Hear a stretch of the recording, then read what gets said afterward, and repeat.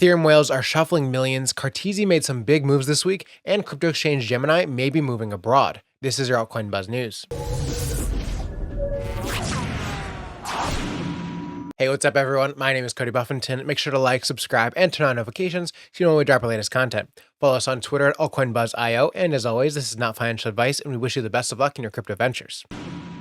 Bitcoin hit new intraday lows on April 21st as traders warned that 25,000 might come next. Bitcoin is currently showing weakness, broke back into the range, lost one of the crucial levels. It could take liquidity beneath, but needs a fast recovery. If not, and no break of 28,800, then I suspect we'll see 26,200. The area around 25,500 constituted Bitcoin's 200 weekly moving average, a support level originally lost in 2022 and only reclaimed in recent weeks. The return to 28,000 meanwhile completely sealed the gap in the CME Group's Bitcoin futures. This was created earlier in April during Bitcoin's run to local highs above 31,000. A CME gap is created when the price of Bitcoin opens above or below the previous day's close on the CME exchange, aka the Chicago Mercantile Exchange. One of the prime reasons for the CME gap creation is that CME markets remain closed over the weekend and during part of the day. My question to you guys today is, what would you rather hold for maximum gains? 1 Bitcoin or 32 ETH? Let me know your thoughts in the comments, and you can check out our recent spotlight video we just posted on our thoughts, linked down below.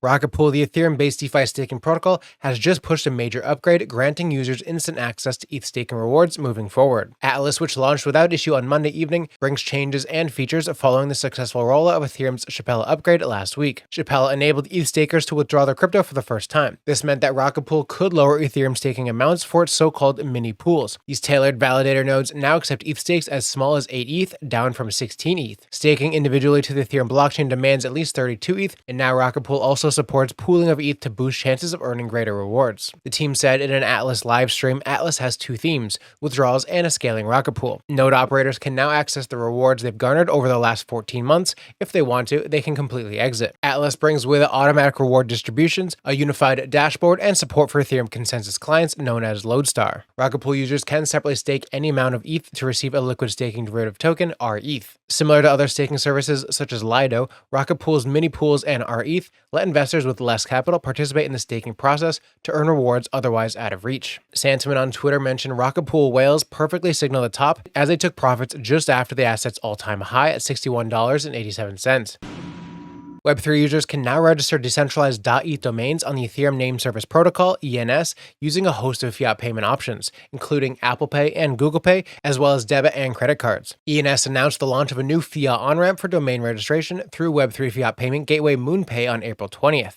Registrations of .eth domains previously had to be paid for using Ether via cryptocurrency wallets, which was cited as a barrier to entry for prospective Web3 users. Moonpay service has been integrated into the ENS website, while the platform also launched version 3 of its user interface to streamline signups. This is aimed at eliminating the need for multiple transaction approvals previously required with the cryptocurrency wallets. ENS allows users to map human-readable names like Altcoin Buzz.eth to machine-readable information like cryptocurrency addresses and URLs. This allows us to reach those who are either just entering the space or who are not yet comfortable with transacting and would prefer to use the currency and payment form they understand the best. Ethereum Name Service has already seen over 2.3 million names created from more than 550,000 unique addresses. Both ENS and Unstoppable Domains have become leading platforms onboarding new users to the world of Web3. There have also been people who have flipped ENS names for big money, such as 3-digit number domains, and those who bought popular company names like Amazon.eth early. We also have a great video on how to create an ENS domain, which I'll link down below. Since the merge moved Ethereum away from an energy-intensive proof-of-work consensus mechanism to a more environmentally friendly proof-of-stake method, the supply of Ether has declined more than 100,000 coins. Over the last 217 days, the total circulating supply of Ether has declined by over 103,000 coins, worth more than $200 million at current prices. Were the merge to have never happened and Ethereum remained secured by miners as opposed to stakers, the Ether supply would have increased by more than 2.52 million coins, or $4.9 billion. The supply of Ethereum's native coins would have also increased yearly by 3.5%. An Ethereum whale is suddenly moving hundreds of millions of dollars worth of ETH as the smart contract platform dips below $2,000. According to data from Whale Alert, the deep-pocketed investor transferred nearly 150,000 ETH, worth more than $313 million around the time of the transaction. Martin Lee of Nansen on Twitter writes, "Second wave of full withdrawals are underway, so you're definitely wondering who's behind it and if it's concerning. It's Kraken with over 330,000 ETH in full withdrawals, and another 175k in ETH left, which is largely principal withdrawals." Cartesi has made headlines this week after its token CTSI became one of the biggest crypto market winners. The price of Cartesi jumped 95% over the last 7 days, selling at 33 cents on April 20th, an almost 9% increase from the day before. The total market cap also increased by 110 million, reaching 221 million in the week. Cartesi is a Layer 2 blockchain platform introduced to the public on April 14th, 2020. The platform aims to introduce ease of use and scalability to decentralized applications, and the platform plans to roll out new improvements and features to reach its goal. Cartesi offers benefits such as lower transaction fees, faster processing, and upgraded smart contract transaction privacy. The Cartesi token is vital for the smooth operation of the Cartesi data ledger, a sidechain for temporary data storage. The unexpected surge in the Cartesi token has caught the attention of investors, showing great interest in Cartesi's upcoming product. Institutional investors view the token's recent performance as a bullish indicator of its future and potential in the blockchain industry. Cartesi made a significant step towards expanding the Cartesi ecosystem contributors network by introducing its community grants program. The program allows Cartesi token holders to participate actively in the project's governance, which includes distributing grant program funding. The program's launch made the Cartesi token gain more value and utility, as the token holders can participate in Cartesi's ecosystem future.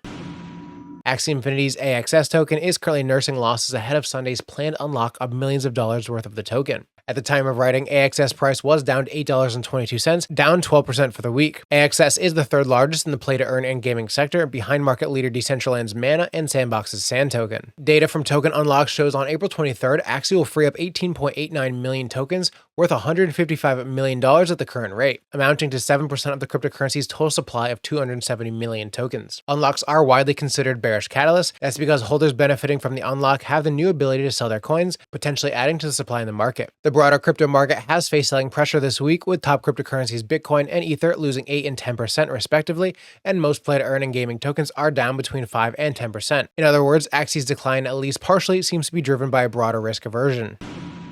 United States-based cryptocurrency exchange Gemini has announced plans to tap into India's pool of top tech talent with the new establishment of a new engineering hub in the country. In an April 20th statement, Gemini's chief global technology officer announced the exchange is in the midst of opening an engineering center in Gurgaon, India. It is said it would be the exchange's second largest engineering hub, behind its hub in the US. According to a separate statement made on the same day by Gemini founders Tyler and Cameron Winklevoss, the exchange has big plans for international growth this year in Asia Pacific, starting with its India hub. Gemini's India arm will seemingly focus on a wide permit, with Gemini saying it will develop web and mobile user experiences, contribute to platform compliance, data pipelines, warehousing, security, and payments. The hub will also develop new feature sets for Gemini's non-fungible token and crypto asset marketplaces. It noted the products and features built in our India location will be used by our retail and institutional customers in 70+ countries. Additionally, the exchange reported it will expand its business teams in India and Singapore, with a focus on growing Asia Pacific institutional and individual customers. Peer exchange Coinbase has also signaled interest in building more of its business outside of the US, and recently received a license to operate in Bermuda, as many of the industry are unhappy with the regulatory treatment of crypto firms. That's it for Altcoin Buzz News Update. I'm your host, Cody Buffington. Thanks for watching.